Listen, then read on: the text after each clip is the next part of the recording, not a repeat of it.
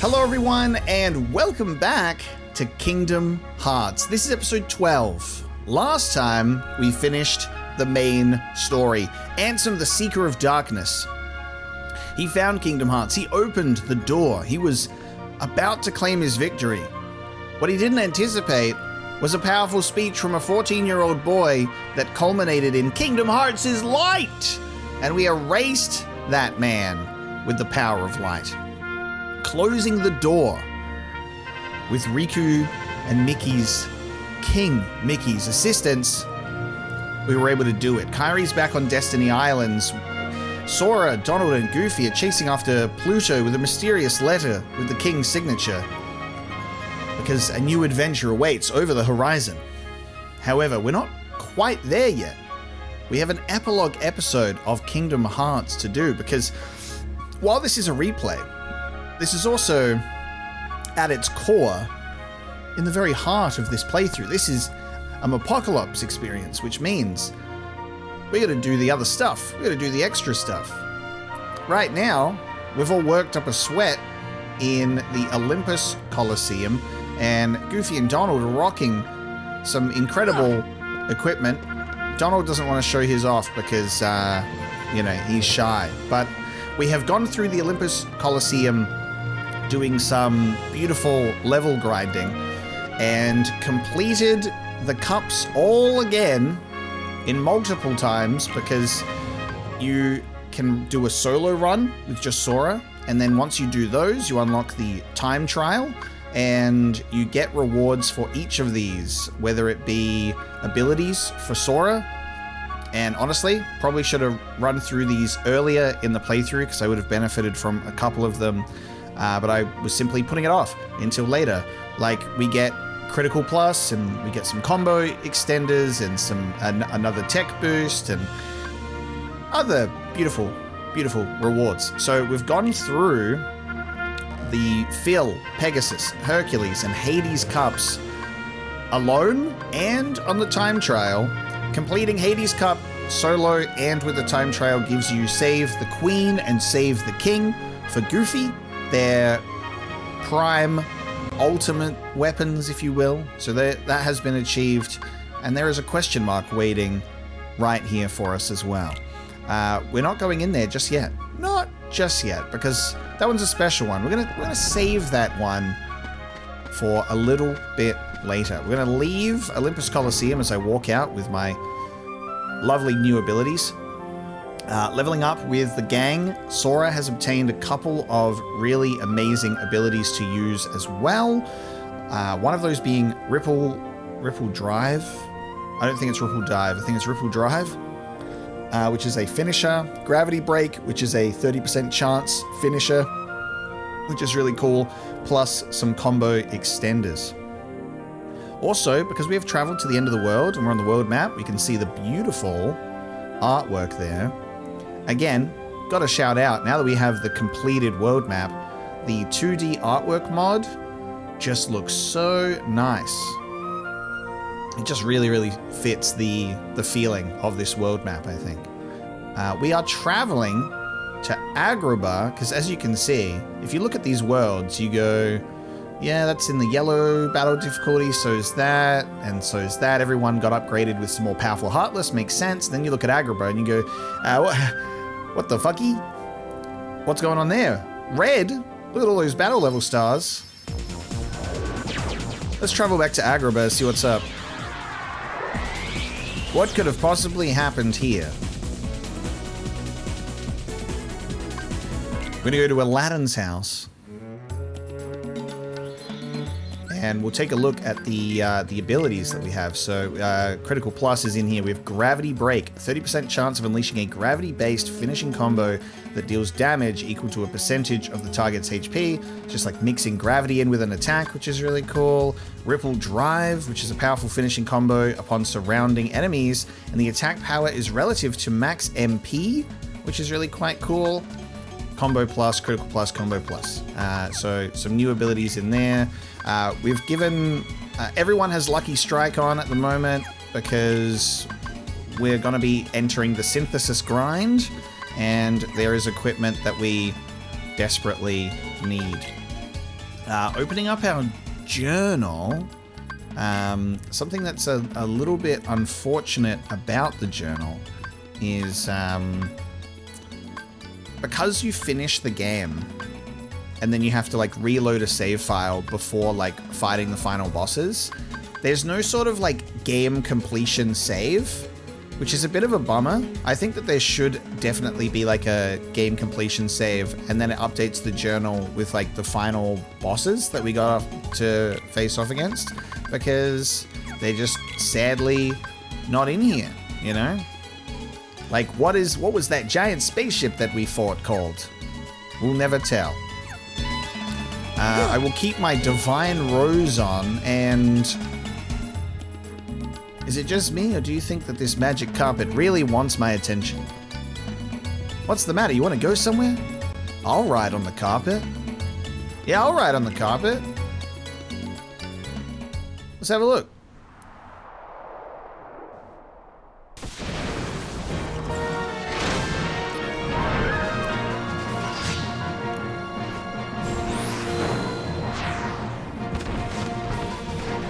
Surprise! Okay, so we have an Agrabah Superboss that has just appeared, Kurt Zisa. And guess what? I actually have not faced off against this boss since I was a child. So we're entering a really cool period of time for Kingdom Hearts stuff, which is I've done replays of the game, like I mentioned, when the HD collections came out, but they were like not like full 100% or, you know, loosely 100% experiences, you know? I just kind of was experiencing the story again in HD, and it was really nice, and there's a lot of stuff that I didn't get around to doing. But now, doing a proper playthrough, it gives me a great excuse to do this again. And I absolutely love this dude's design. Look at this guy.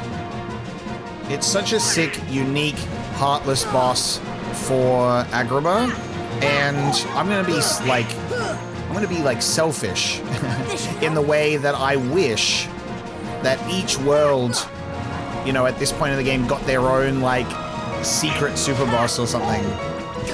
I think that would have been really cool.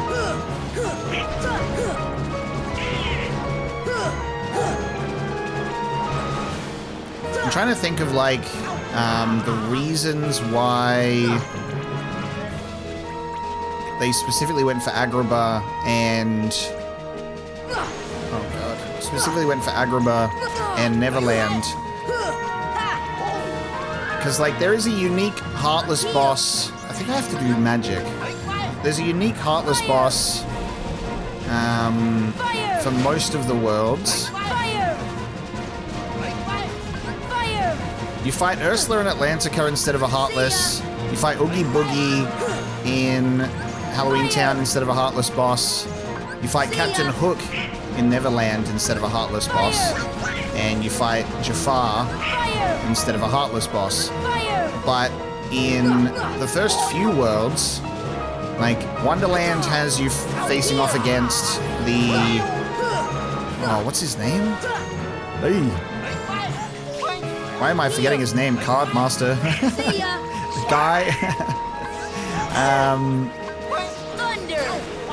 You're fighting off against a heartless boss, and then in Deep Jungle, while it is Clayton, he does also have the stealth sneak with him.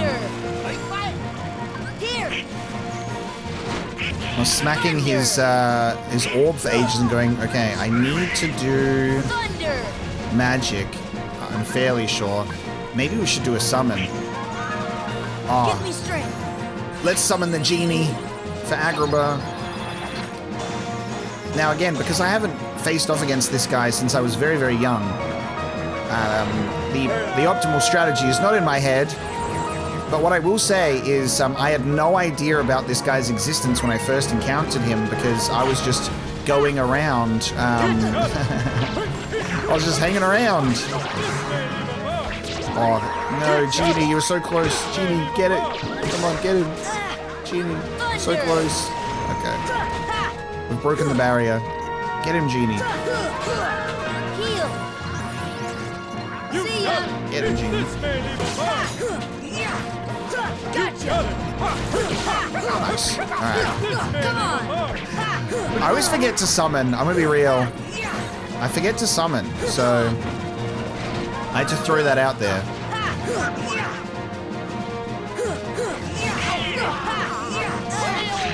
I think it's falling back into my bad habits of like when I played it as a kid, and it's just like there's a bit of button mashing that goes in, and then, you know, I'm incorporating magic, but then I go, you know what I could be doing right now? I could be summoning. Thank you, Goofy. You're saving me while I can't cast any magic because of this ability. Nice. Goofy's saving me right now.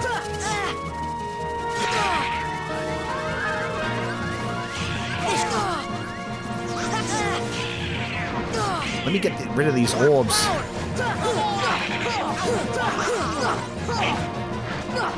Okay. One more orb. So orb hands preventing my magic casting. Donald and Goofy coming in clutch. But yeah, I had no idea of this guy's existence when I was a kid, so I was like, oh, magic carpet. Maybe he wants us to go, we'll do something at the Cave of Wonders or some cool stuff. Not knowing that I was about to get jump scared by some sort of like armored Cobra Heartless. So cool. So physical attacks give MP bubbles on this bad boy. Oh man. I should have put an attacking spell on the... Is there a... Oh my god.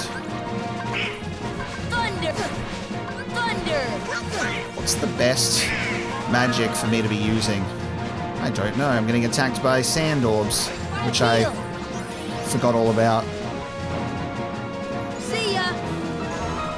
Oh, gravity's good. Gravity's good. There you go. Gravity's good. This should help. Here. Gravity's great.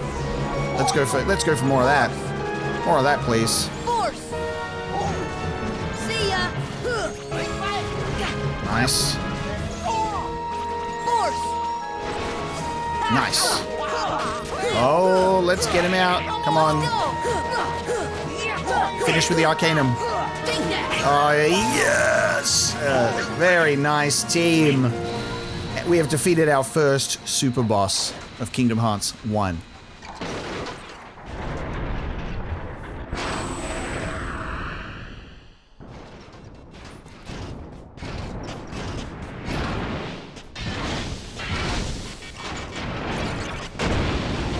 So cool.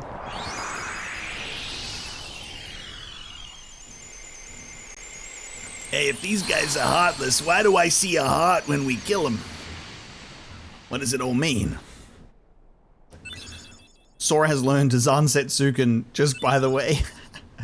And Ansem's report 11. That's right. That's right. Ah, didn't mean to jump down there. You thought we were done with the Ansem's reports? No.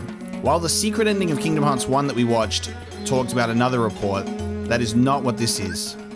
But there is more for us to learn.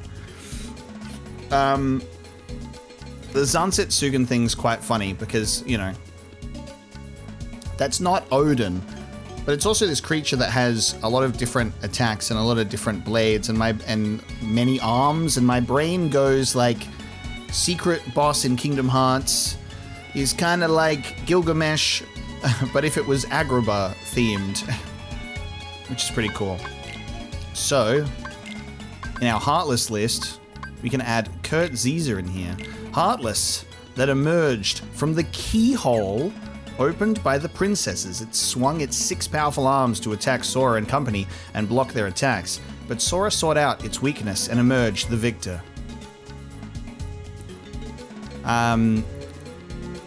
Real talk, possibly one of the coolest Heartless ever designed.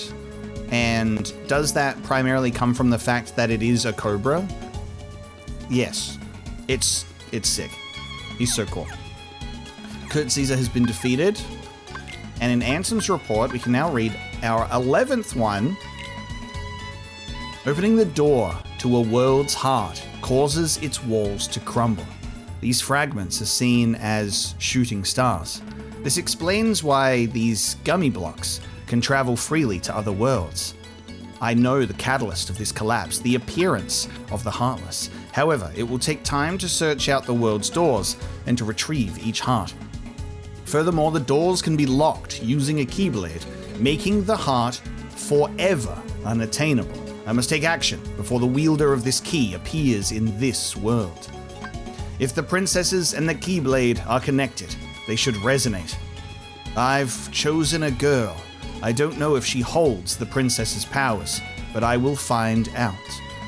She may lead me to the key bearer. I shall set her free and observe.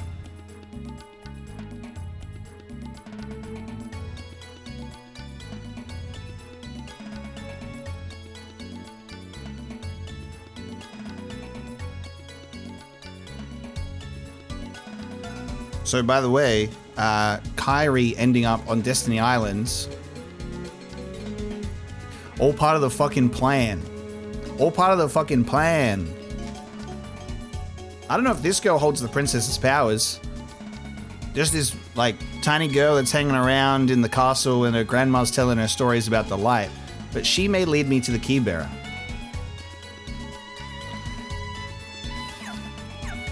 So all this talk about doors opening between worlds and meteor showers and gummy blocks and being able to, you know, visit places, and then we're like, okay, well, this kind of starts leading into how Kairi could have ended up on Destiny Islands from Hollow Bastion.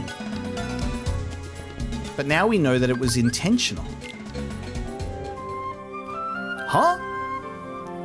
A Princess of Heart being able to resonate with the key bearer, and someone that's not like a Disney princess, someone that's a little more unique. Crazy.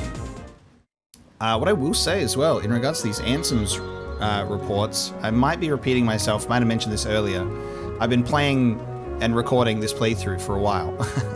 While it's all releasing very, very frequently for the viewers, because I love and appreciate you so much, I've been recording this over a long time in preparation.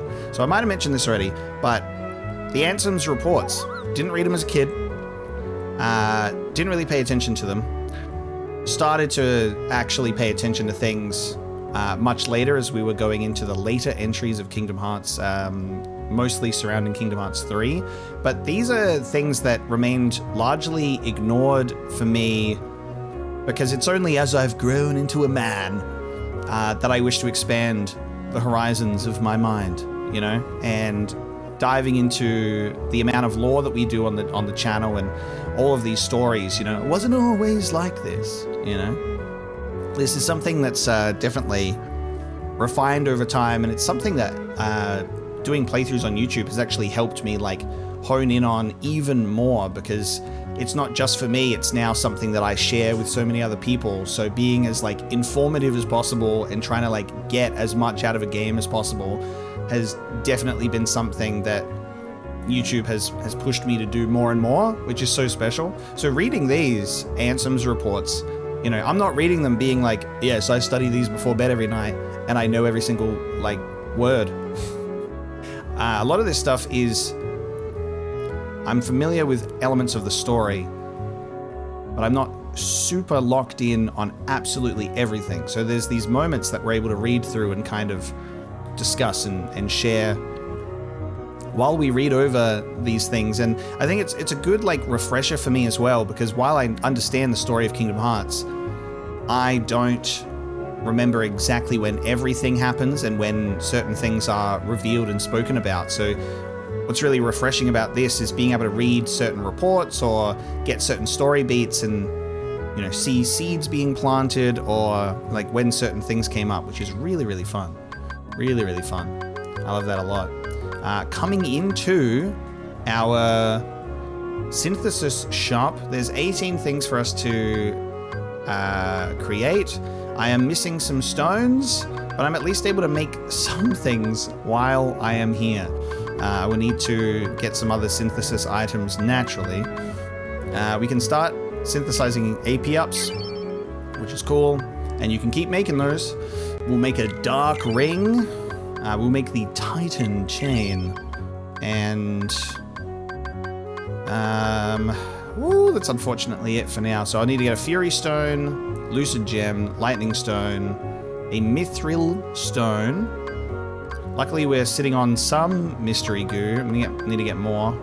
We need Blazing Frost and Lightning Stone here as well. And Fury, Mithril Stones, and a Serenity Power. So I'll probably pull up a synthesis item guide so I can make sure I keep getting all of these, because the synthesis grind, it never ends. It unfortunately never ends. Every single AP up ever goes to my boy.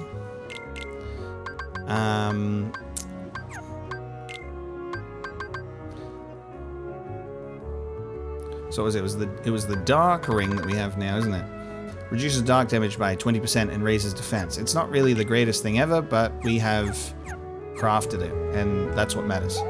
I'd like to complete the synthesis before I take on other super bosses for no particular reason, until that reason becomes apparent later. But let's go and do that. Let's go and get those pieces. Okay, so we are in Wonderland, and today we are looking for a Gigas Shadow. That is the first of many special Heartless for synthesis items. All right, we're in the right place. You want to head into this room, and you want a lot of shadows to appear. Wind. Now you may say, hey, Apocalypse, these shadows, they look normal sized. I know. They are normal sized. So, you know, let me cook. Trust the process. We'll keep going. Okay. Normal sized shadows, you know. The Gigas ones, you know, they're shy. They are shy. Give it a second. Wind. Give it a second. There they are. Okay. We have Giga Shadows. They're here, and they're large. Kill them. And you gotta keep killing them. And you can't get hit by the Gigas Shadows. You cannot get hit by them, which is why arrow is very, very important. Nice. And I got my Fury Stone. Let's go! Heal. Yay. Cool. Fury Stone acquired. They don't always drop a Fury Stone. It's 10 to 100% chance, I think. I think depending on how well you perform without getting hit, that changes things. But that is the Giga Shadow. We now have a Fury Stone. I'll need to double check if I actually need to get more than one, because we're on a special Heartless hunt to make sure we have all of the synthesis materials to craft everything. Alright, after obtaining 5 Fury Stones from these Giga Shadows, we now move into the next location, which is in Deep Jungle. This is the Black Blade. And it's a bit of a game. He's gonna split into 5. He's gonna go, oh, here I am, and he's gonna go, guess where I am? Keep your eyes on the thing. Keep your eyes on me. And I'm gonna say, I will keep my eyes on you. I'm gonna keep my eyes on you by pausing the game and locating you that way. Because what, you want me to keep track of you? You want me to keep track of you? Oh no. You want me to keep track of you? I've got old man eyes. Oh! There was a period of time where he blended with another, and I got scared. Okay, keep track of this one. Hey, you don't want me to pause the game to identify the guy? Then don't make pause available. In a synthesis grind, you know, all bets are off. We do whatever we can to survive. Whatever we can to survive. Oh no. Oh no. Oh no. Oh god. No. Oh god. It might be the guy in the middle. No, that's alright. I've guessed 3 times. It was you over the end there. You don't have to get it in a row. You can get it wrong. It does just track the amount of correct guesses. Hey, he's getting real close. Oh, nice. And I will receive my lightning stone and a second lightning stone for my trouble. Whee! All right, that's the Black Blade. Now I'm going to have to get some more lightning stones. Basically, we're going to do a showcase of this is the Heartless, this is how it works, and then I sit here until I get enough stones.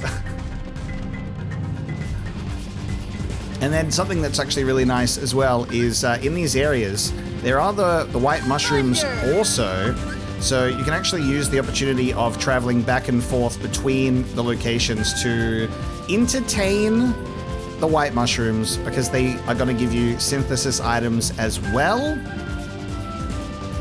They will give you mystery goos, they will give you gems. It's all worth it. There's the chance for the goo, and the chance for the gem of the corresponding element that you choose to give over, as well as him giving you another one of the elemental arts if you do 3 of the same.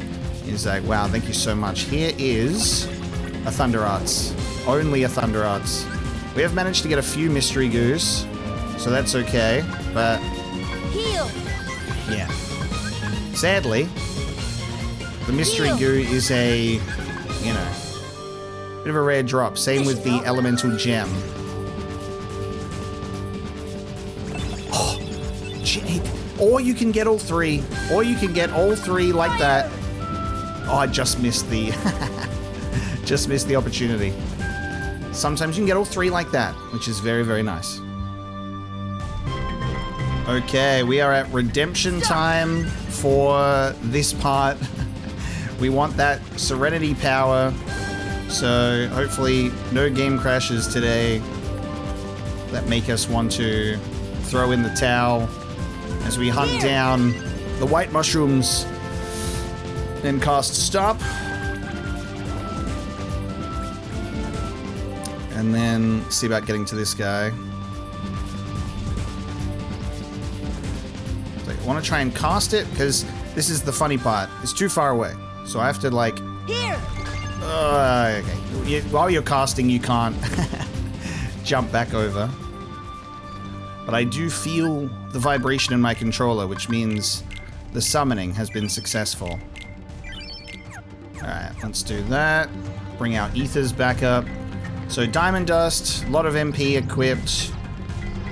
And we're just gonna go for our life here. Stop. This is it.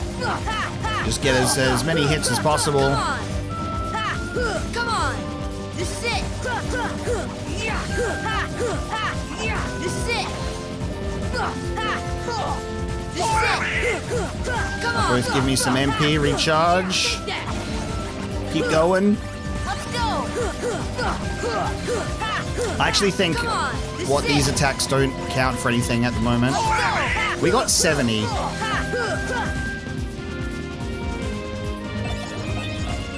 No way. Wow. Not even a Serenity power drop from there, just consolation prizes. Incredible. That is the creature. That is the creature. And now I'm going to have to keep going until I get the Serenity powers that I need. Alright, this next one is in Agrabah. We are going to the Palace Gates. And there's a bunch of pots here. I have defeated one of these already, and I mentioned it when I was hunting chests that I needed for Dalmatians as well as Trinities and some such, but we will, you know, showcase one today. So we're gonna go, whoa, we're gonna go, whoa, whoa. Basically, we're playing Minesweeper. Playing Minesweeper with the pots. Ooh. Oh, there we go. Okay. Pretty good. And basically you can't hit this thing, you have to block it so it knocks it over. Gotta block it, knock it over. Avoid its poison strikes.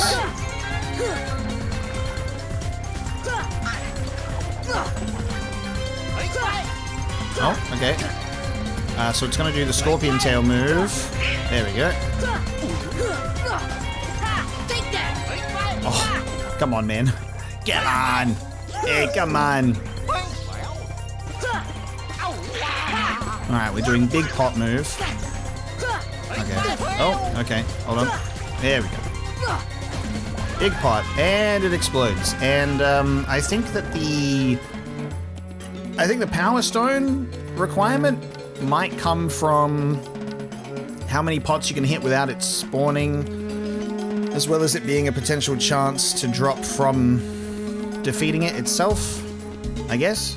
But yes, the pot spider has been upgraded to a pot scorpion. And I think it's the mithril stone that we're getting from this one. The mithril stone. I think I gotta go back 2 zones at least to refresh it.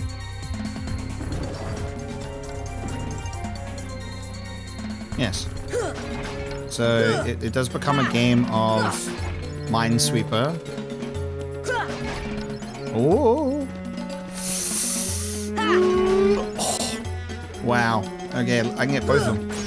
Oh, we did it. We did it. Oh my god, we did it. Wow, I'm glad I captured that. We captured it on camera. Let's go. Hell yeah. So we got Tech 100 by getting all of the pots before the scorpion appears.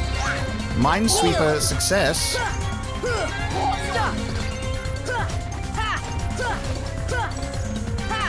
That didn't work out as well as I had hoped. That didn't work out as well as I had hoped either. Okay, let's improve the timings. Let's, you know. There we go. Ah, it did not care for stop at this HP. Alright, you do that move and then... There we go. And I got a mithril shard, not a mithril stone. Wow, even for getting all the pots, you hate me. You know the drill.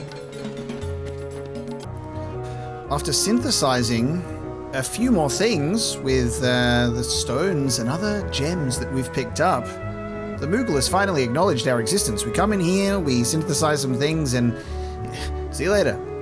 Hold on, Kupo. Here, take this, Kupo. We have learned Encounter Plus. Equip it to gather items more easily, Kupo. That's right. Encounter Plus increases odds of encountering enemies in the field. Specifically, increasing enemies in the field. It's not like, hey, you're gonna definitely get those items that you've been grinding for. I'm like, okay, thanks, pal. But Encounter Plus has been given to us, and we've been able to make a little bit of progress.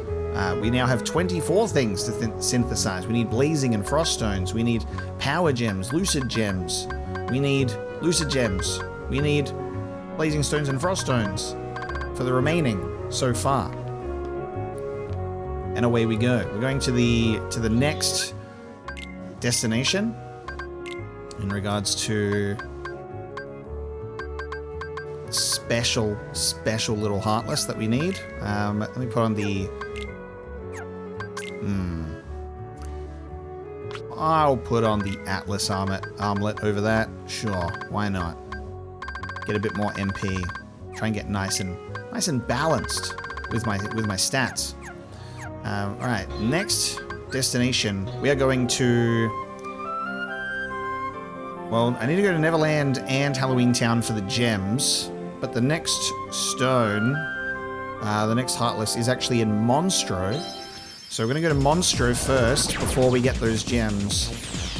And where we fought the parasite cage is where we need to go.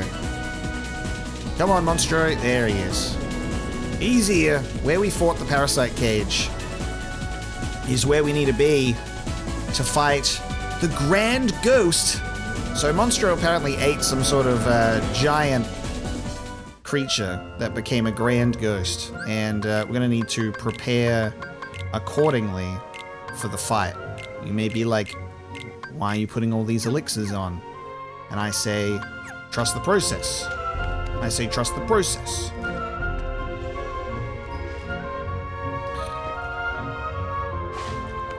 So we're going straight to Parasite Cage fight. We don't have to do any more nonsense than that. Just into the throat and into the bowels, please. If possible. Or the stomach. Throat and then stomach. We go up to the stomach, naturally. And here it is. This should help. It's a ghost, which means it's an undead creature. Which means it's an undead creature. Give it... Oh, no. That was the wrong target. Okay. Oh, my God. You see how it's tricking me right now? How it needs to be in the right place. There we go. We got 3 frost stones from the ghost on the first encounter. Very, very nice. Giving it an elixir is your guaranteed way to get what you need. Other healing items also work. It's a ghost. It's an undead. It's the classic Phoenix down insta-kill on a... oh, no. Not these. I'm not in the mood. I'm not in the mood. I'm not juggling truffles today. Yeah, it's the... you know, it does mean that you're going to use a lot of your elixirs, and they are precious, but we are at a point where we can... Heal. we are at a point where we can craft the elixirs with synthesis. Alright, cure doesn't work. Vicious. There we go. I'll do a mega elixir. Very good. Okay, we're in the Mana Ruins, and we're after something specific coming to the Mana Ruins as well, which makes this a little bit awkward. We're gonna come in here until we get what we need. So we're gonna come in here, go back to the bridge. And today we are looking for the Chimera in Halloween Town. I think the indicator that we're going to get it is if shadows appear. So if we're seeing white knights, we're not getting them.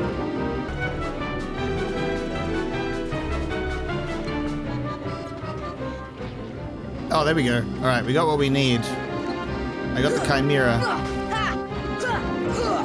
Here's the really strange creature. Maybe I misunderstood what I needed. I thought that I needed shadows to appear. Turns out, defeating the White Knights caused this thing to appear. So I think you damage it enough and then it starts shooting out some orbs or something. And then you need to smack those orbs back into the creature. Yes. To then keep going. Come on. Come on. So we're going on an orb chase. Smack him into the thing. Get some tech points. Rinse, repeat. Heal. Defense.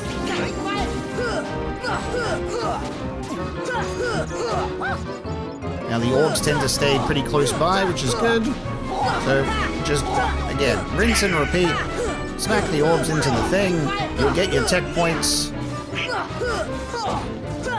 And hopefully, I can only hope, that I get up... Yes, we got 1 blazing stone. That's right.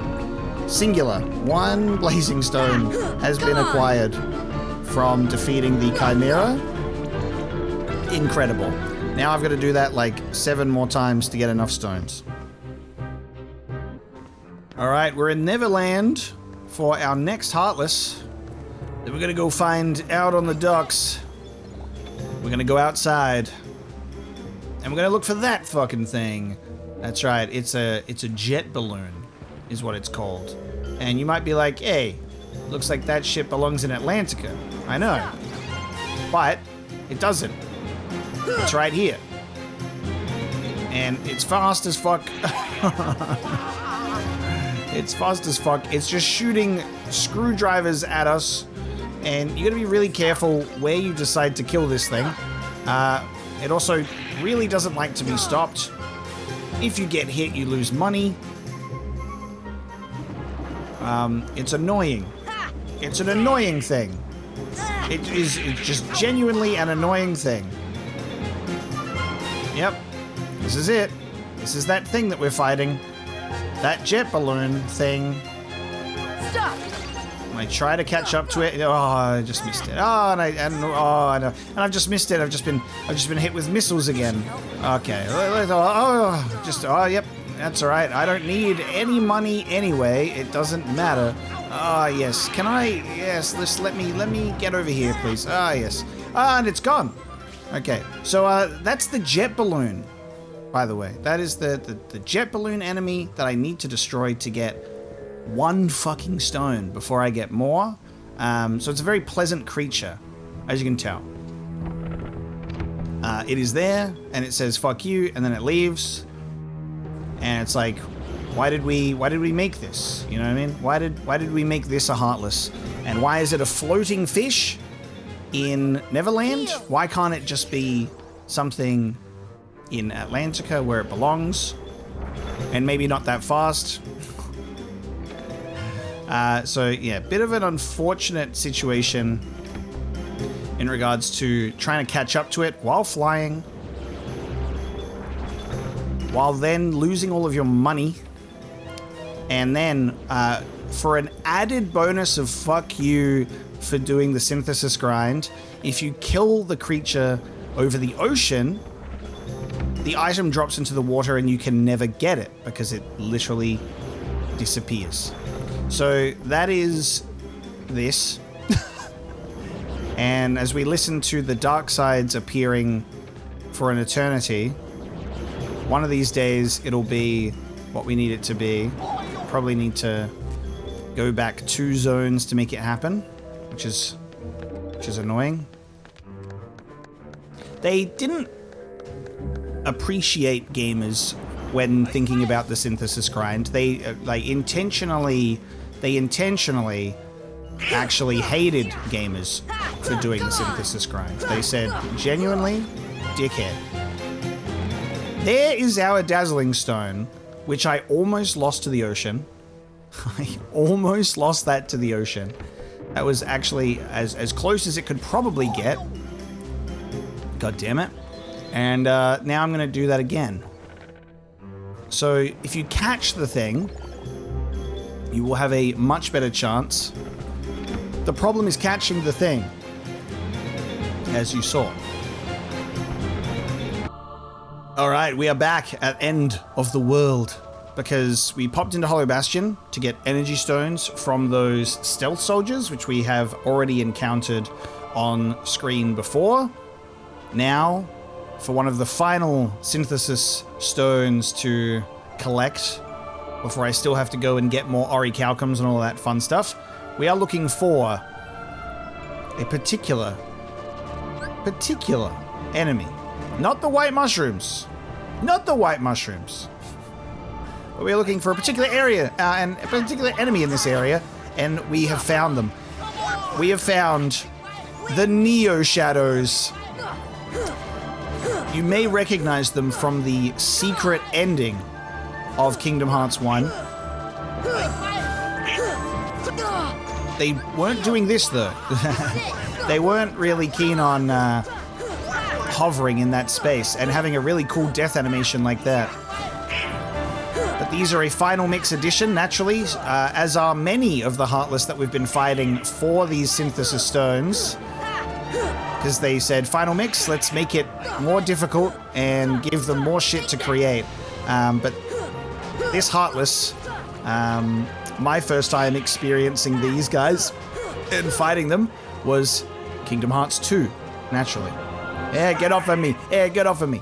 It was Kingdom Hearts 2, naturally, was when I first encountered these beautiful looking creatures, and killing 7 of them gives you 1 stormy stone. and I'm going to have to get a few of those. Neo Shadows are one of my favorite Heartless designs ever. I just love that they take the normal Heartless and they just make it this crazy looking evolution of that figure. So much fun. So it was a nice pleasant surprise for me when I encountered them in Final Mix for the first time, because it was genuinely unexpected. For me, the Final Mix content was something I'd seen like bits and pieces for on YouTube in regards to some of the story stuff, but all of the changes and additions and things like that was not clued in on at all. I would just look at stuff and be like, man, I wish I could play that one day. And then years later, we got the Final Mix versions with the HD collections on PS3, and the rest is history. The Final Mix is that's just experienced by everyone now. Everyone just knows the Final Mix. It's just normal. Whereas Australians in the PAL region, Final Mix, what? YouTube? Yeah. You know, US got Final Mix stuff, kind of. And got, like, the Chain of Memories PS2 version, stuff like that. And we had to wait for the PS3. Going through, let's have a bit of a recap.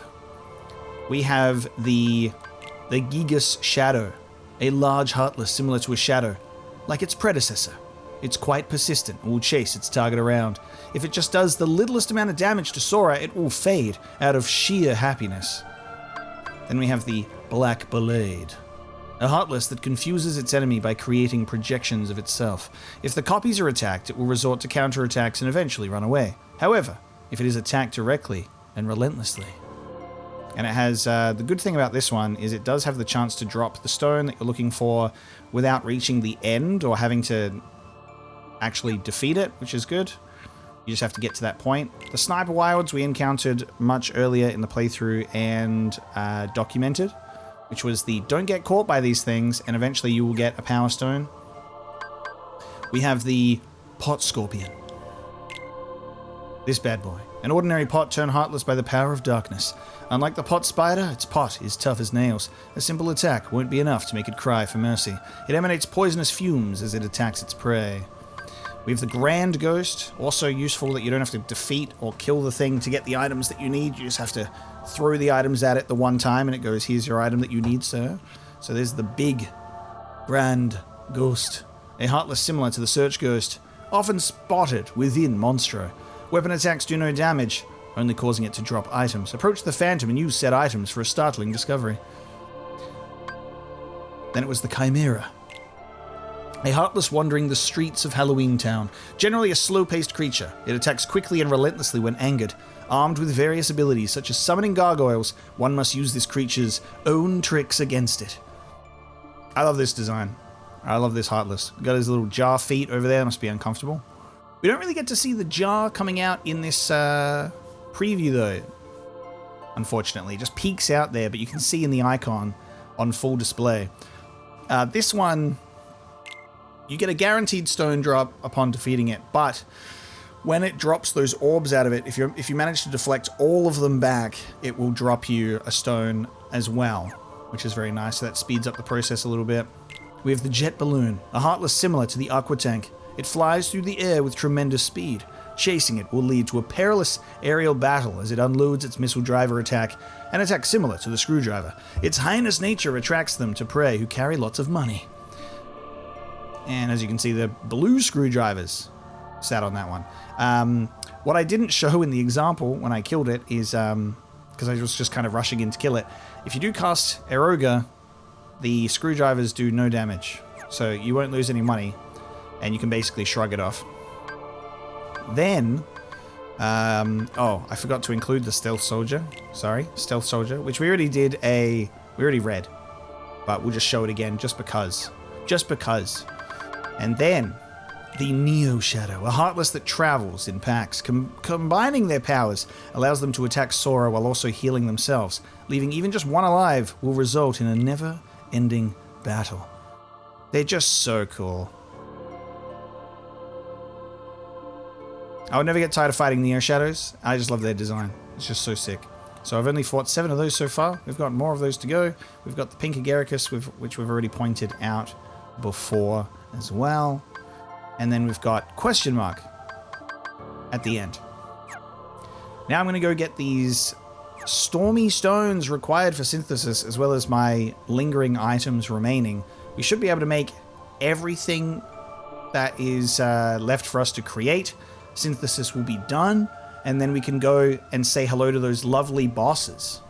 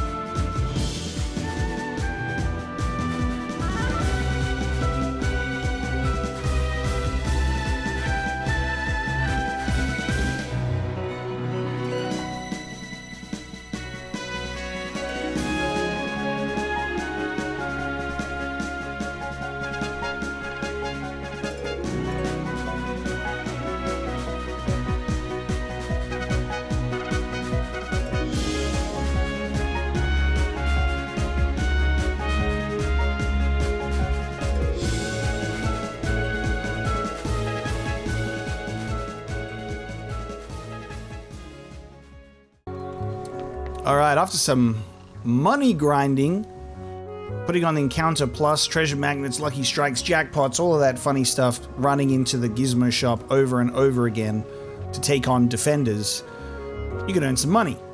Then you can go and check in and shop, and you go, I want to buy something. And you go, man, those orichalcums, they're rare as hell, right? You got to get them in super rare locations? I'll just buy it from the duck. Give it to me. I'll just buy it from the duck. And I'll get 8. Because 8 is what I need. So I've bought 5 to bring myself up to the 8 required. And then we can synthesize the item that we need. And say, hello. Sweet little Moogle. I've come to synthesize my final item.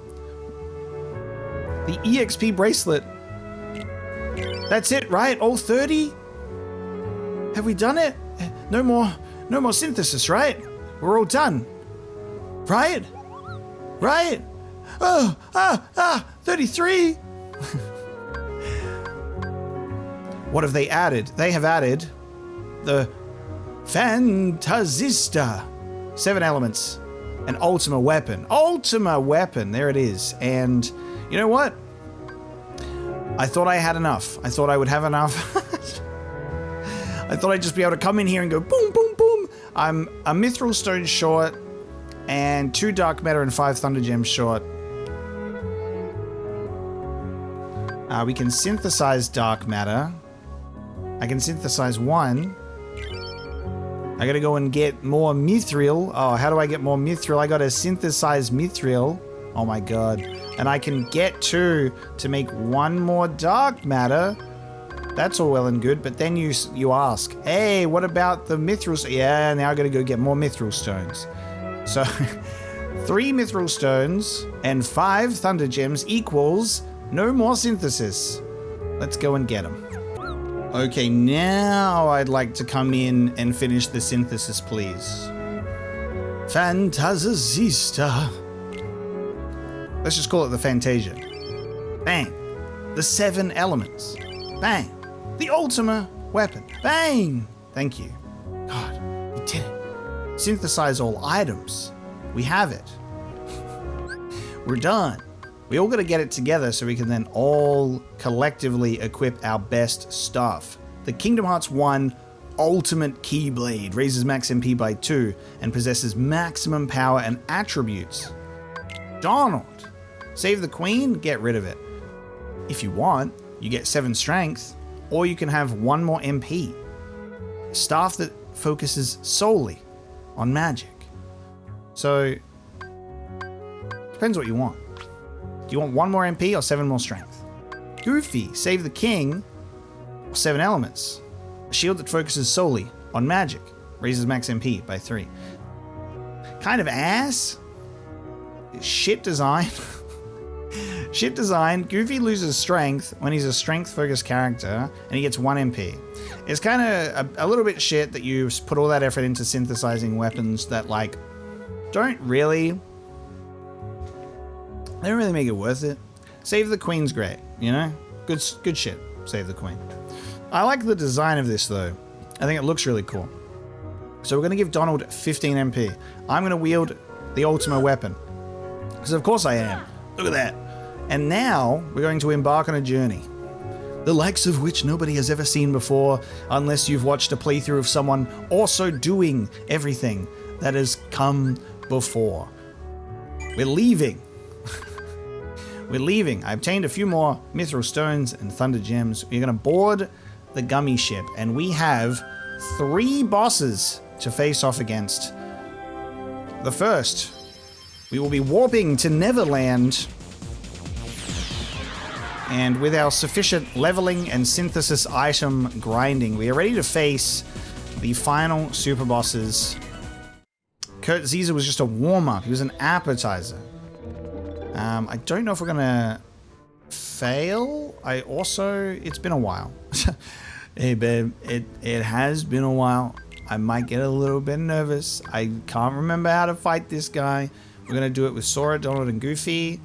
I'm trying to think from memory what is required.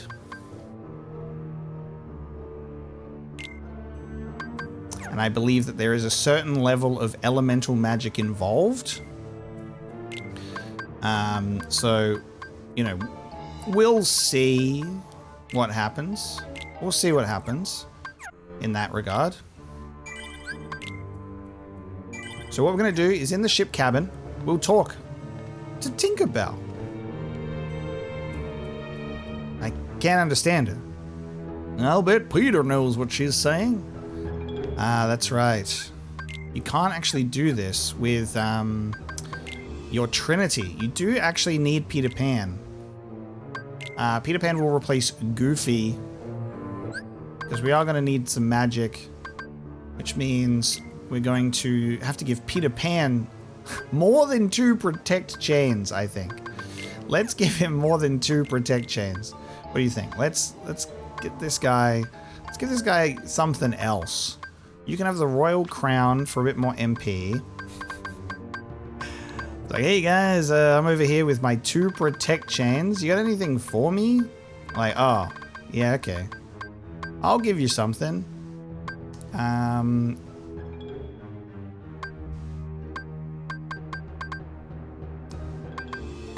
honestly also think that the ribbon should be better in this game. It reduces all elemental damage by 20%, and I kind of think that that's ass, especially because it's at this point in the game where you're synthesizing the final items. I genuinely think that it should be 40% minimum. And I believe that with my whole being. Okay. With Peter. What is it, Tank? You want to go to the clock tower? It's up to you, Sora. That's the best Peter Pan I ever did. Where was that when we were in Neverland? That was good. If I say so myself. Pat myself on the back. Let's go. Okay, let's fly together.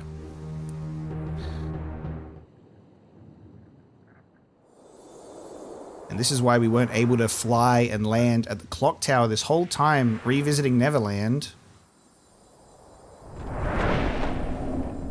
Because the fucking Grim Reaper himself is hanging out at the clock tower in London town. Welcome to the Phantom. Now, I'm going to remind myself from memory how to play this game. Okay, he's got a clock, and he's got a little heart thing, and I think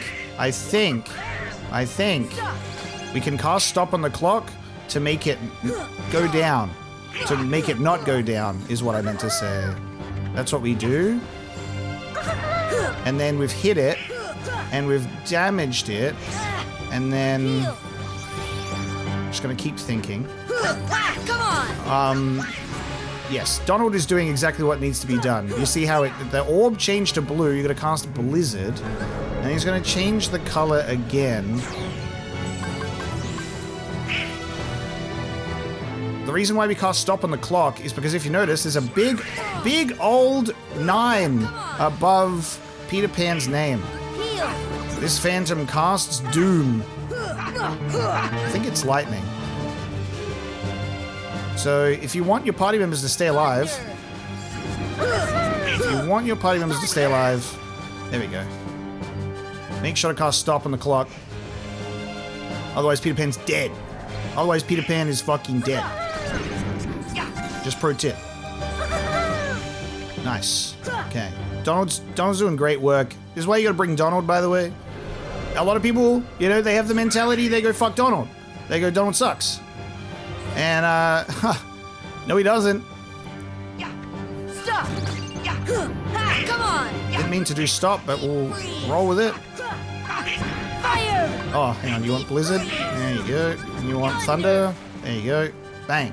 This is a magical boss. This is a magical boss. Here! This is why you genuinely... Thunder! Oh, Deep freeze! this is why you need magic. That's why you need Donald. This should help. This is the only way that we're doing damage to this thing.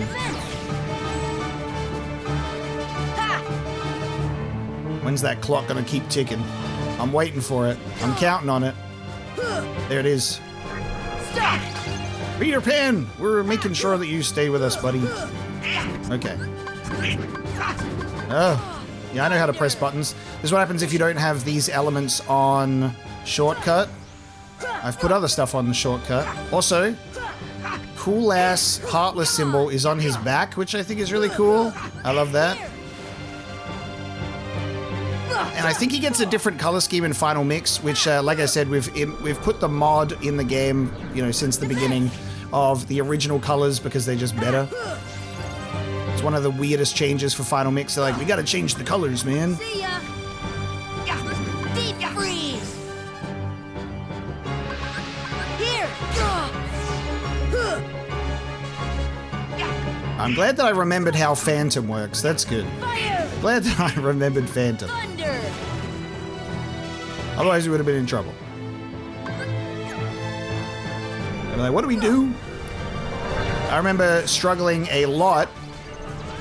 Oh, that was really bad timing. No! I should have put arrow first instead of stop. I needed to keep Peter Pan alive. That's all right. It's fun to fail sometimes.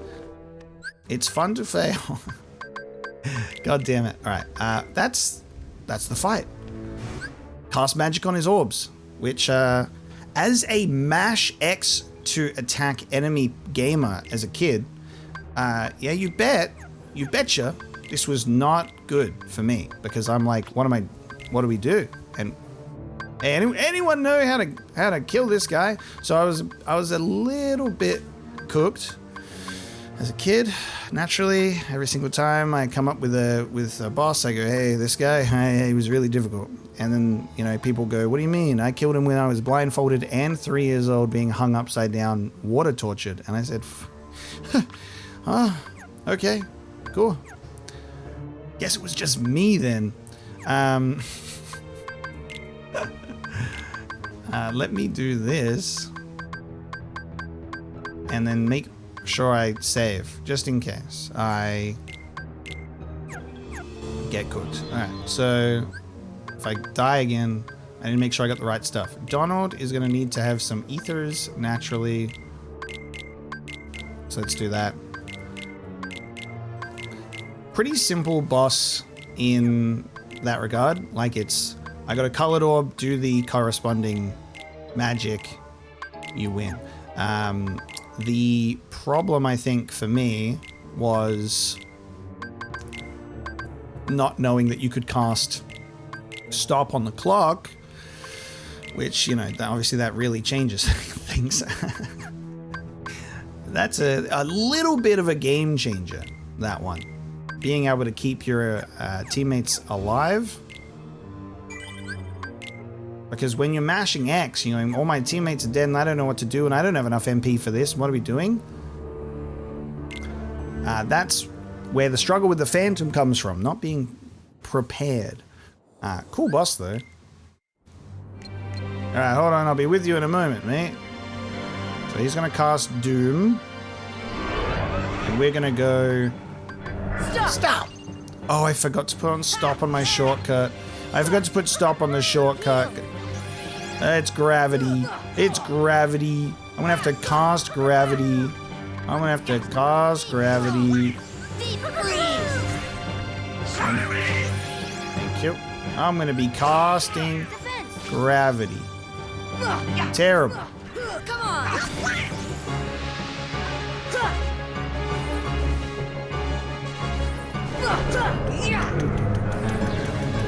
So if you have Eroga, that cool little thing that reduces your health to nada, doesn't matter. That's a straight deflect. That is just a straight deflect. Oh, but Apocalypse, I didn't level up my arrows spell. I didn't do the other. Well, yeah. Exactly. Heal. So level up your arrows spell. Stop, Sora. Very nice. Heal.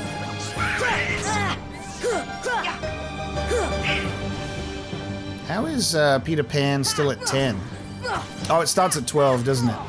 It starts at 12. I know how to count down from a 12-hour clock. It's not a 10-second countdown.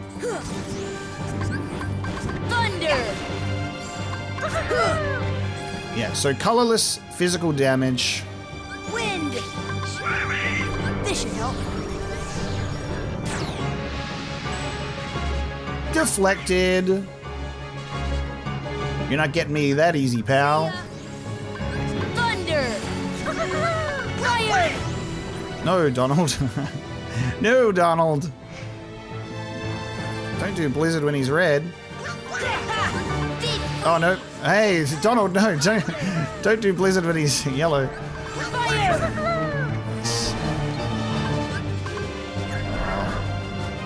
Defense. Hold on. Stop. That's right. Remember how to play. Don't lose Peter Pan now. Thunder. Here. Thunder. Triple thunder. Peter Pan.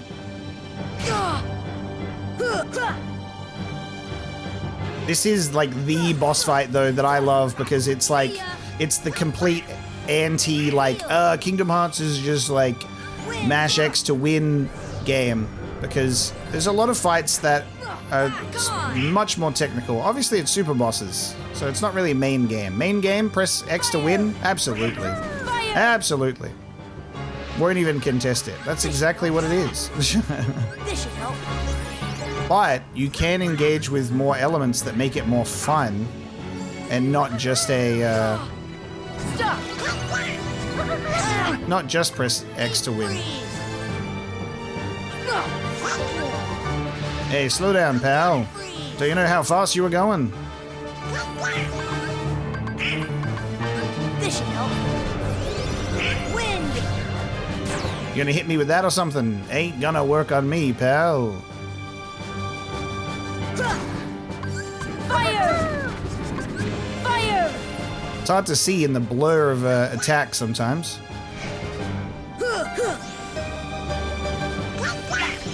Oh, Deep freeze. Donald with the good timing. Deep freeze. Hey.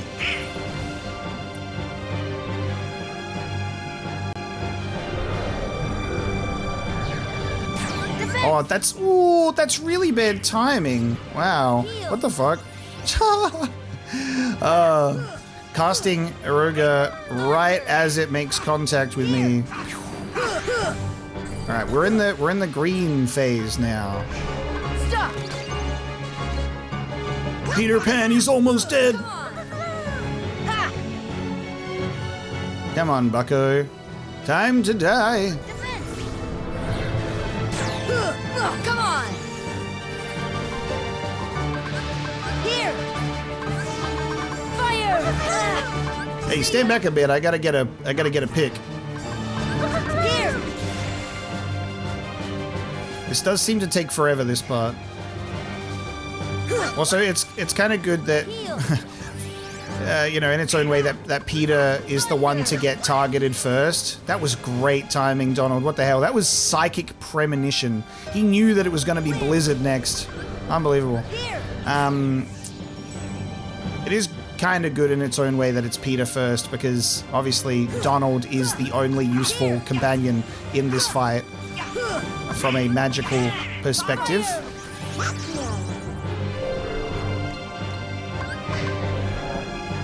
I don't have enough.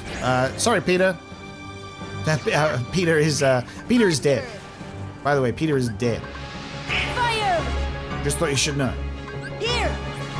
He is dead. Fire! He died right as we defeated the Phantom. There you go. Bang! Phantom defeated. Peter's like, oh, his heart has been stolen. He's gone. There you go. Sorry, Peter's actually dead.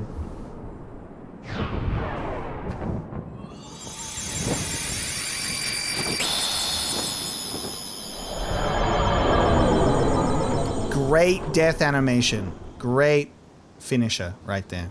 And then we have attained the power of time. Naturally. Stop Ra has been upgraded to Stop Ga. Yeah, that's right. You want to get maximum stop magic? Go fight the Phantom Superboss at the Clock Tower. I think his final mix design is he's got like a white cloak with some darkness on it. Like some lines or something. White, black, maybe a bit of red. Can't beat the original. Just the very simple black coat. Got the emblem on the back. It's good stuff. It's good stuff. There's the Phantom, ghost-like heartless that haunted the clock tower standing far away from Neverland. Fluttering its eerie cloak, it cast a spell to take Sora's heart. Having no physical body, regular attacks were useless, but in the end Sora and company discovered its weakness and prevailed. Just a badass design.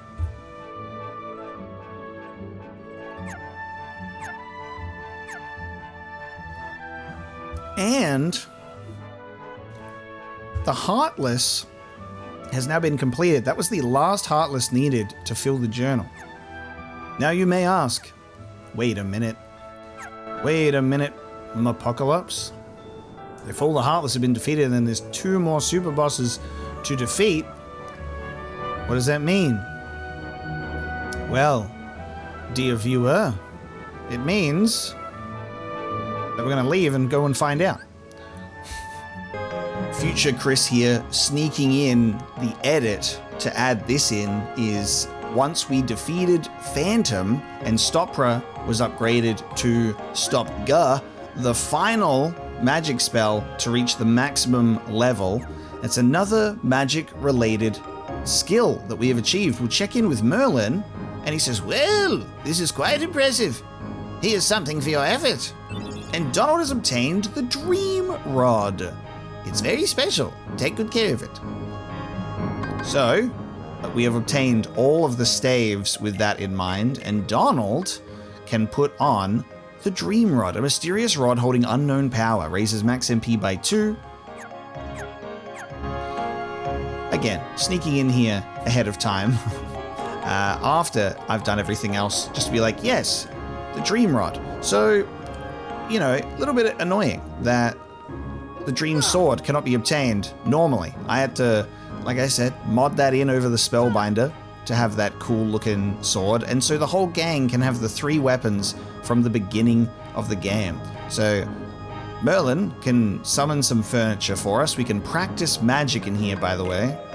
I haven't actually shown this room before, so have a look at this. This is beautiful room that Merlin has created for us where you can practice magic. You can go, yes, this is me with my dream sword, having a great time. Sadly, I can't summon the assistance of Donald and Goofy in here, but there you go. That's practicing magic. And then you can cancel. You can go, thank you so much. Thank you so much for your time. I'd like to leave, please. We'll go back.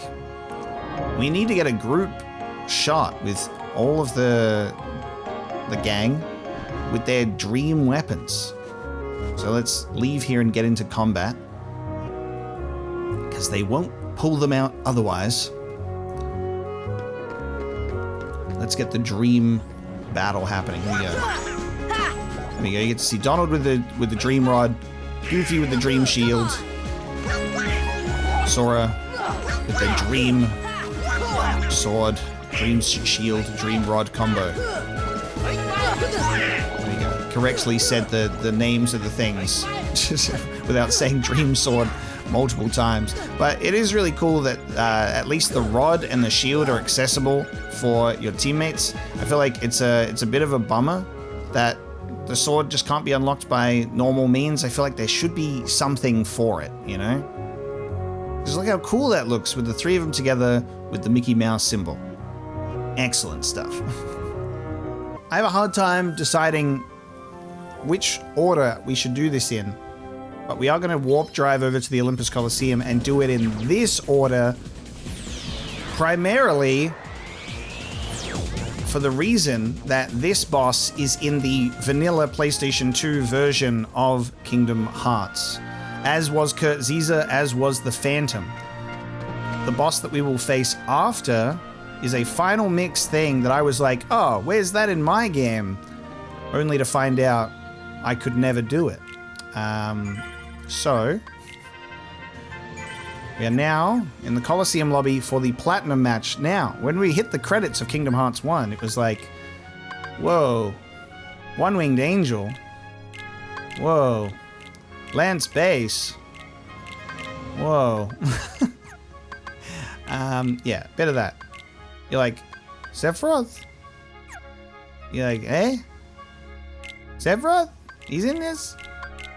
And the answer is yes. This is a Sephiroth situation that we find ourselves in. This may or may not be the moveset that I rock. We'll see how we go. I think we should be fine just with the setup that we have and the Ultima weapon. I defeated Sephiroth as a kid after countless attempts with the Jungle King keychain.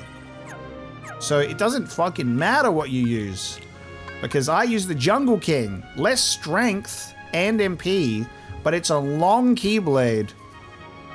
It also rarely deals critical blows. Now, I want you to put this description in the head of a child and get that child to tell you what seldom means. Because that's a big word for a little guy. And in my brain, I said, wow, deals critical blows. So I defeated Sephiroth with a keyblade that rarely does critical hits. But it's long. So I'm going to do it. It's a core memory that I defeated it with the Jungle King. Very, very funny. So we're going to fight Sephiroth with the Ultima weapon instead.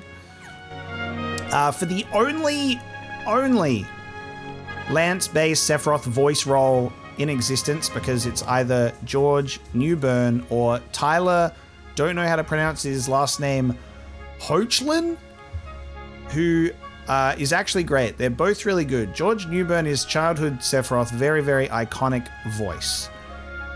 Probably the best Sephiroth voice to ever be, but Tyler does a really great job at Sephiroth, like way more surprising than I ever thought that he ever could. I was like, okay, he's got the sauce.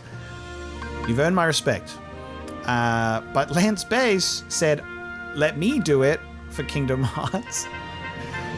I don't know what it is with the Olympus Coliseum. You've got Lance Bass Sephiroth and Sean Astin Hercules, but that's okay. We're going to enter question mark because we have no idea who this is going to be.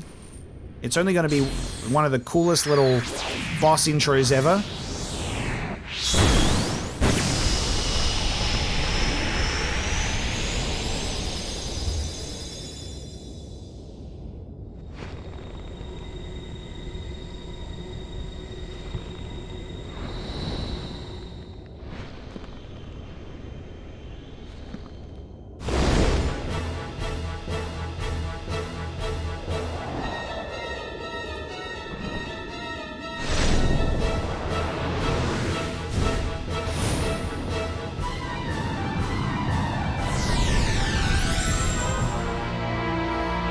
By the way, bro shows up,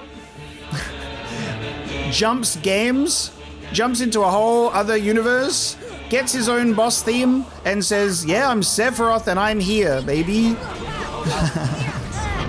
He says, yeah, I'm Sephiroth and here I am. Now, time for me to play the game. Now, I have good stats. That doesn't mean shit. No, it doesn't mean shit if I don't play my cards right. So we'll see how we go. We'll see how we go. Because I might just mess it up. Or I'll just completely clutch it up. We have at least managed to break free of his permanent purple health bar. Which, that's a shocker.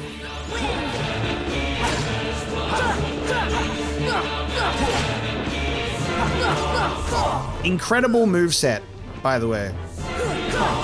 Big ass sword. Come.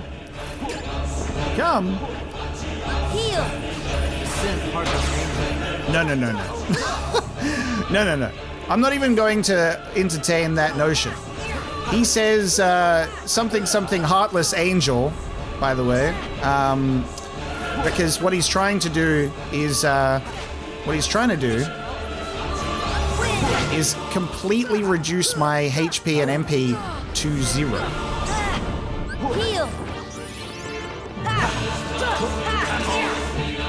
He says, I'm going to reduce your HP and MP to 0. Actually, fuck it. Let's let it happen. Let's entertain the notion. Oh, actually... actually... Wait. Maybe not. Alright, hold on. Maybe let's entertain it. Here we go. Watch this. That was Heartless Angel. Hey, but your health didn't go to 1. Yeah, I know. I prepared with an elixir. If you don't have any elixirs, have fun. He casts a little spell on you, and he reduces your HP to nothing. I love this dude so much. Sin Heartless Angel. You have to hit him and interrupt his attack before he fucks you up. I am the chosen one, he says. I shall lead you to the promised land. I shall lead you to the promised land. And, hey, that meteor spell that he does is pretty cool, huh? Yep. Yes, they gave him the coolest looking moves in the game. Yeah, of course they did. Yes, he throws a spirit bomb meteor at you. Of course he does, because he's fucking Sephiroth. Sephiroth!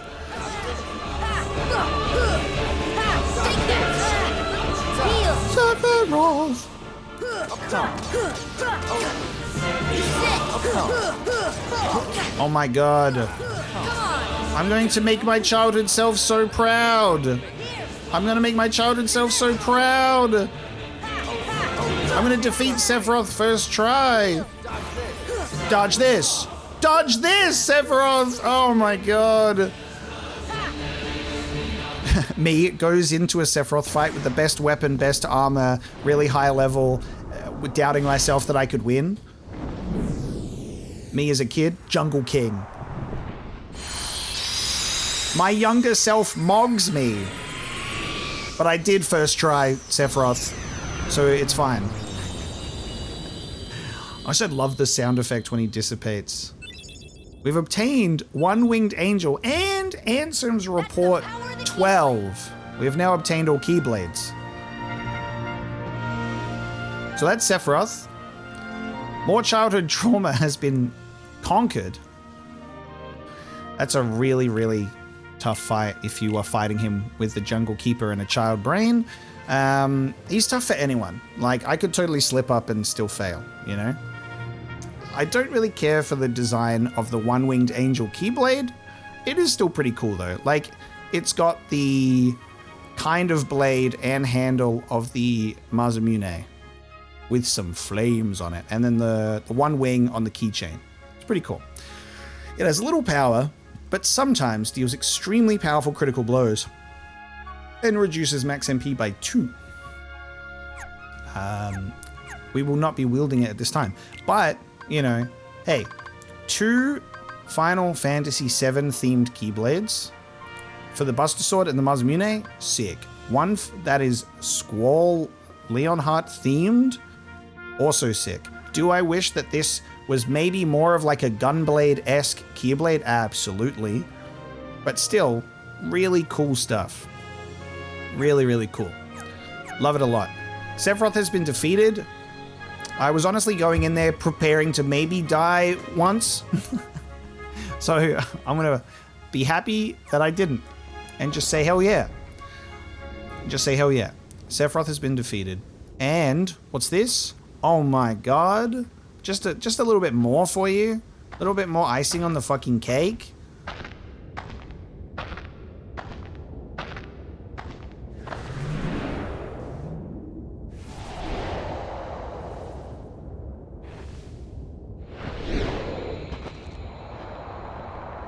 You thought it was over? No, he's just chilling, because he never goes away. That smile. Dude rocks up to another dimension, gets a whole ass new outfit, has his theme song sung as the boss fight. Just like, gets a voice. Says, I can talk now. Land space. So sick. His Kingdom Hearts 1 outfit is very good. It's a favorite of mine. Both Cloud and Sephiroth's Kingdom Hearts 1 fits make me so happy. They genuinely do. I love that Cloud evokes like a Vincent vibe with the cloak and the gauntlet. The bandage thing, it's a censorship thing. But it's that 2000s edge, man. I don't care. It's cool as hell. I love that it is uniquely Kingdom Hearts in their appearance. That is the strongest element for me. And they just look so cool together. I've been looking for you. As have I. As long as you exist, I'll never wake from this nightmare. You're my darkness. I'm a part of you, am I? Then join me in this eternal nightmare, untarnished by light.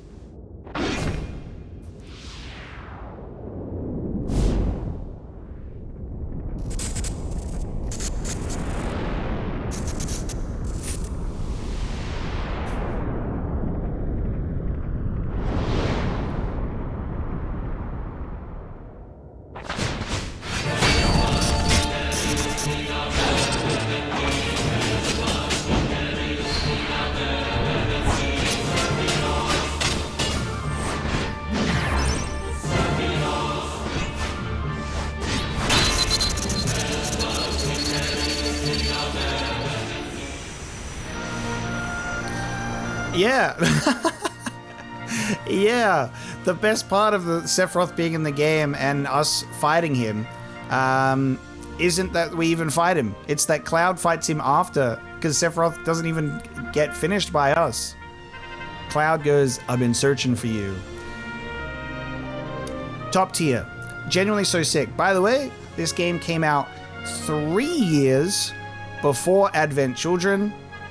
So all of those flashy pants, acrobatical Cloud v Sephiroth moves are not even inspired. They're original. So sick. So you leave the Coliseum, Cloud and Sephiroth duke it out in a very flashy move. Basically 2 Super Saiyans making the rocks all float. So cool. The only thing I would love is like having a situation where Cloud becomes the party member specifically for that fight. It's like, oh, oh, oh. He's much cooler in that cutscene in terms of his fighting moves than he is when you face him. He just does charge move, charge move, charge move. Yeah, strike. Grows a whole wing out of him because he has to do a 1-wing move as well.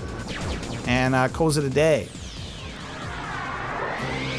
Very, very cool. Now, we are moving into the final super boss of Kingdom Hearts. This is my least knowledgeable fight in the game. Now, and the reason being pretty obvious. Didn't experience this as a kid.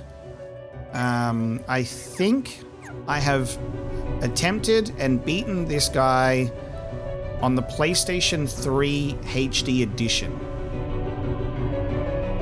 I think. Don't really remember the tactics, don't really remember what's required, but I think given what we have equipped and everything that we have, I think it'll be fine. I'll go in there, I'll hit him in the head, and I should be able to win? Maybe? Maybe? We'll see. Throw in a couple of items. And we'll smack him in the face and see if this is it. Very exciting run. This has been such a pleasure, especially doing this epilogue episode, going through super bosses and being able to face these enemies for the first time in a long time. We'll go into the journal because we have characters and an Ansem's report. Characters number 1, we have added Sephiroth into the mix with the other Final Fantasy characters. Once known as the greatest of swordsmen, his whereabouts have been unknown for some time. He challenged Sora to a one-on-one duel. No one knows why he has suddenly returned. Apparently, he and Cloud have crossed paths before. And he said, I got that shit on.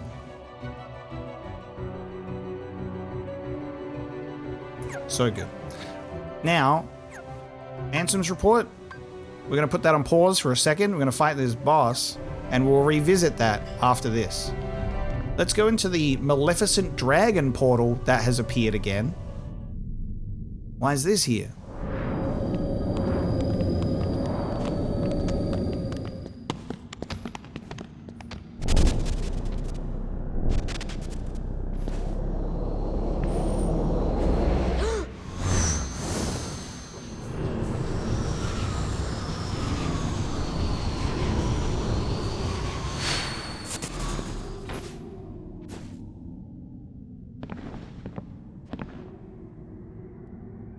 Who are you?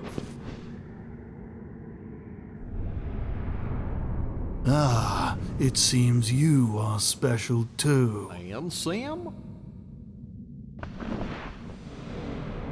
That name rings familiar.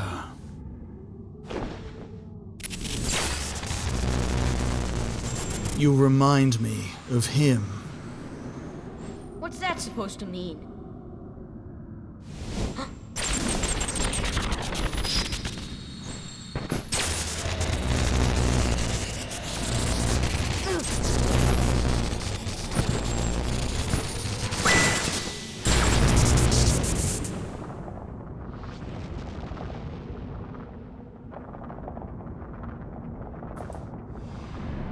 It means you are not whole. You are incomplete. Allow me.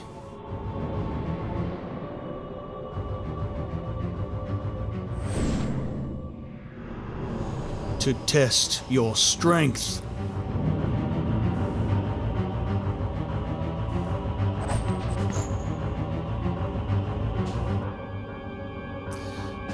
Oh, so cool.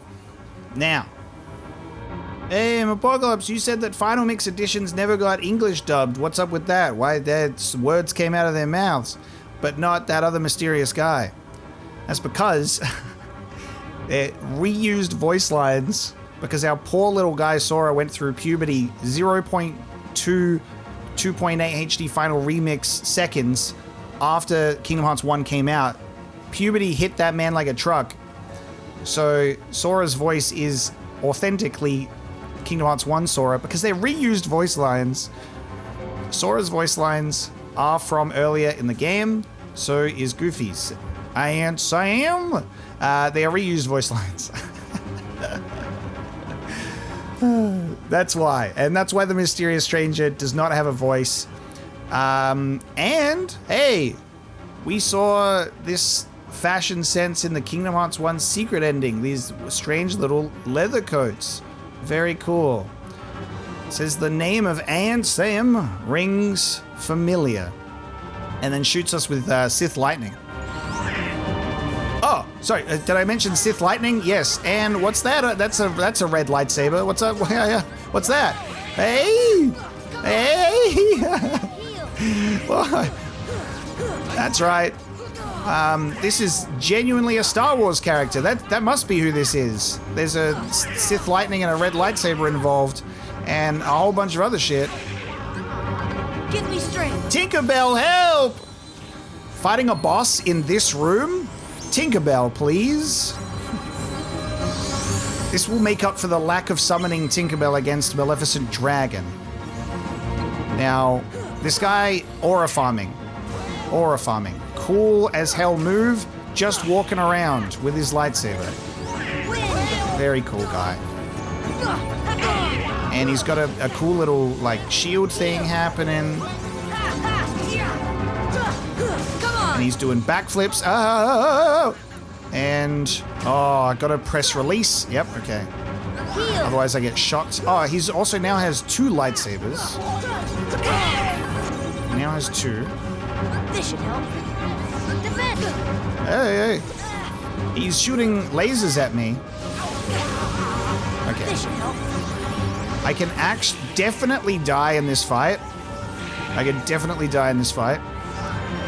But we also are gonna beat his ass. I just love looking at his moves. He has the coolest looking move set, and obviously that is because this is a Final Mix edition. So, you know, we'd had some other stuff happen with Kingdom Hearts before this even existed. He's just got the coolest of moves that any other Kingdom Hearts boss wishes they had this.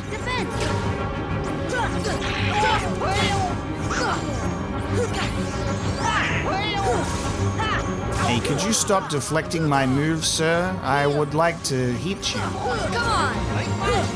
We're doing just fine. And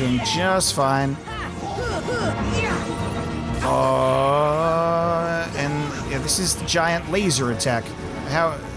Of course. How could I forget? This is the giant laser attack.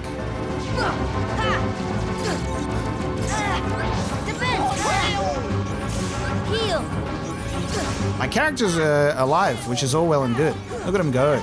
Look at all of my characters surviving. This is what I'm talking about.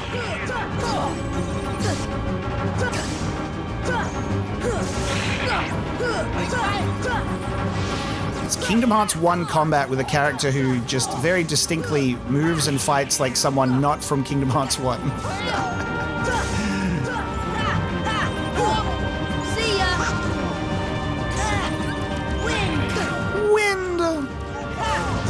You know what, like, this mysterious guy didn't account for? The power of Aero, Tinkerbell, and, the power of Aero, Tinkerbell, and the Ultima weapon being in my possession.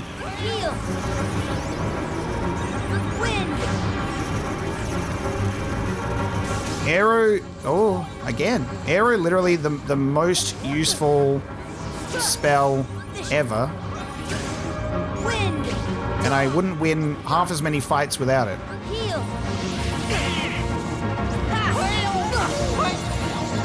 What? Okay, you're spamming this now. You're spamming this. Oh no, oh no, oh no, oh no, oh no. Let me out. Let me out. Let me out. Okay.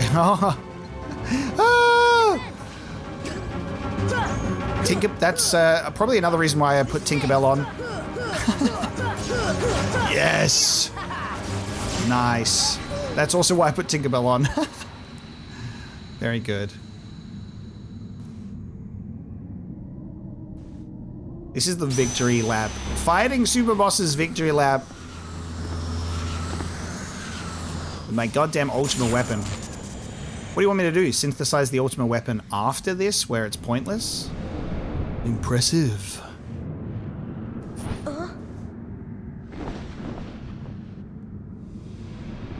This will be enjoyable. What are you talking about?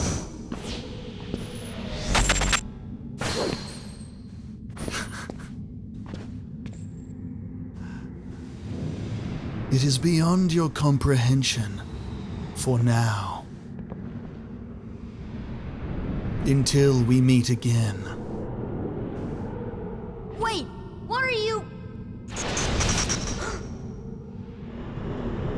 I am.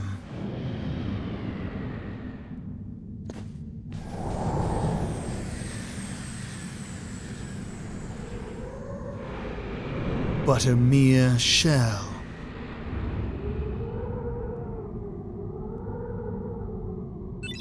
And we got the AXP necklace. And Ansem's report 13. Good old number 13. We've collected all the Ansem's reports. We've collected all the character entries. We've defeated the mysterious man. Bang. Look at that. Minigames is the only thing we haven't completed. Don't talk to me. Just pretend that there's a Mickey Mouse symbol there. If you're playing on less than proud mode, you have to actually complete a lot of these things to unlock the secret ending. So we've already done it because we're just proud mode gamers. Question mark, by the way, he's not even given a name. A mysterious figure who appeared in Hollow Bastion. I am but a mere shell. We will meet again, and maybe I'll have a voice, and it will be great. And now we'll read the final 2 Ansem's reports, culminating in 13 of them. Good little number, that. The body is gone. The heart should have returned to the heartless, and yet nothing. This one is unlike any other. Its memories remain, and it is yet to take the form of a heartless. A close eye must be kept on the situation. Much is still unknown. To get to the realm of darkness, one must go through the doors of Kingdom Hearts, the place where the world's hearts connect. Beyond this world is a place in which darkness reigns. Details shall be archived in a separate report. There are many worlds in existence, some of which we know nothing about.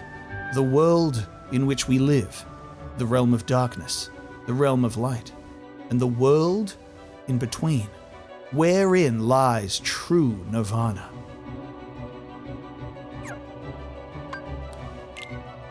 And 13.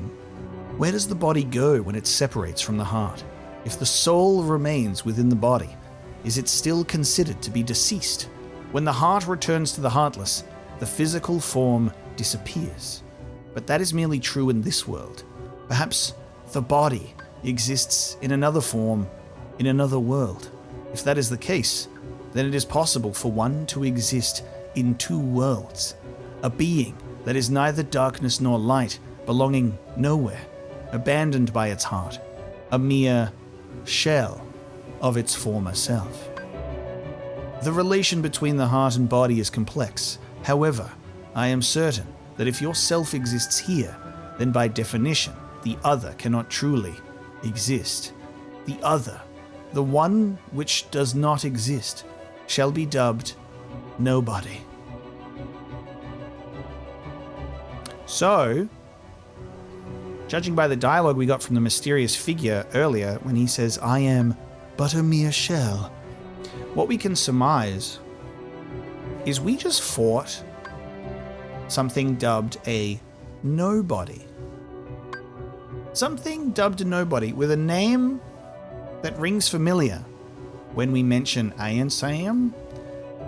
And what we know about Ansem is that Ansem became a heartless. This Ansem, the seeker of darkness, pursuing these experiments, casted his body aside. When we saw this body of Ansem reappear and have physical form, what's this thing on his chest? What's this thing? What's that? That's the emblem, which we read about. A created heartless gets that cheeky little emblem. And if Ansem became a heartless, and if we're diving in with Ansem's report 13 about a shell being left behind, where does the body go? Did we just fight the body? The nobody of Ansem? You'll have to wait and find out. Because, as this mysterious figure has put it, it is beyond our comprehension for now. And that's Kingdom Hearts, baby. That's it. It's beyond your comprehension for now, until you go into the next one and get more questions, some answers, but more questions to other things that you didn't even know about yet. and that's Kingdom Hearts. And that's why we're going to embark on this journey together. We're going to go through the games. We're going to understand the story. We're going to connect the dots. And genuinely, this has been one of the coolest things that I've been able to do on the channel, and something I'm very happy I got to do, something I'm very grateful for. Because I like replaying games that mean a lot to me, but I don't have a lot of time to do it on the channel. So this was one of those opportunities that I took to be like, let's do Kingdom Hearts, you know? Kingdom Hearts 4 is going to come out eventually, you know? It could come out next year. It could come out the year after that.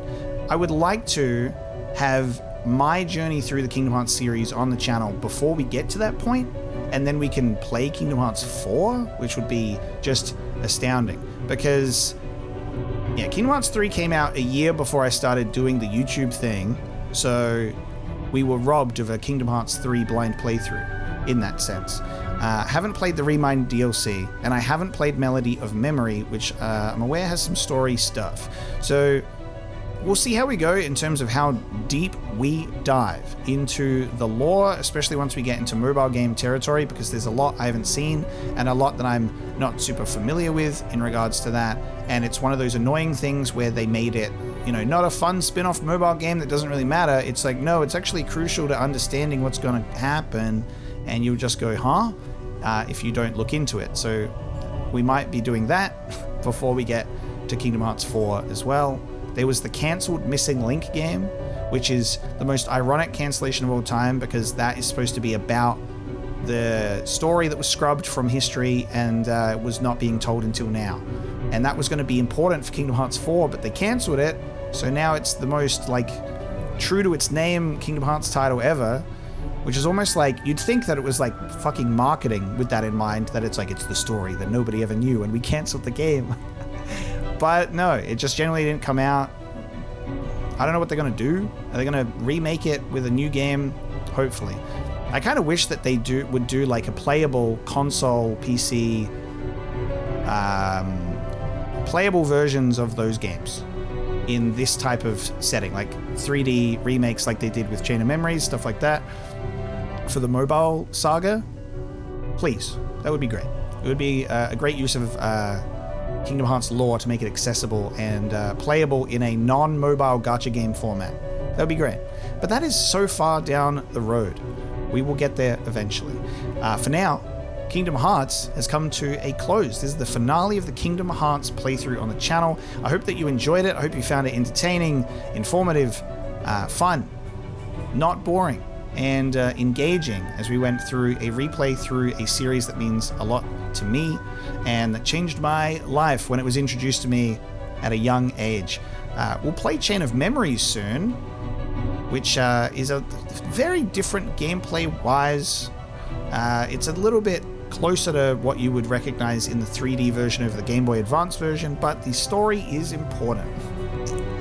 To a 11, 12-year-old Apocalypse that has never played Chain of Memories and just was so excited for Kingdom Hearts 2 because it has a 2 in it, which means it's definitely the next one. And then I'm going to be really confused, but also shrug it off and just like vibe. Yeah, but for us, we're going to play Chain of Memories before we go to 2 and go through the journey in release order. So thank you so much for joining me for the Kingdom Hearts saga. Please do share your experiences with Kingdom Hearts 1 with me in the comments. I want to know what your experiences with this game are like, and I hope that I've done my best to remain, spoiler-free yet informative on this series and what this game specifically tells us without going into future stuff. We're trying to go through it as it comes. There's been a couple of probably winks here and there, but for the most part, I've tried to make this taking the story as it comes and then like talking about what we learn in each game and then using that for the next game. I hope. But again, I appreciate you all for being here. I hope you have enjoyed the journey, and I will see you next time.